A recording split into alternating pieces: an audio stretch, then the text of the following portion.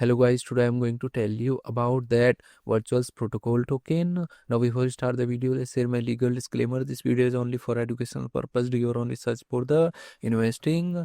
According to the white paper, virtuals protocol is a decentralized infrastructure layer that enables the creation, tokenization and monetization of autonomous AI agents on the blockchain networks.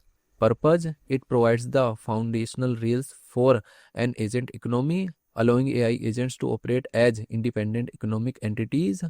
Core function: users can launch, co-own, and earn revenue from AI agents, which can be integrated into games, social media, and DeFi. Token role: the virtual token is the native utility and governance assets required for agents creation, payments, and community voting. Virtual protocol project institution rating is 4.6. Virtual protocol token total supply is 1 billion and circulating supply is around 656.42 million. Virtual token is listed on popular centralized exchanges like Binance, Coinbase, OKX, and other exchanges.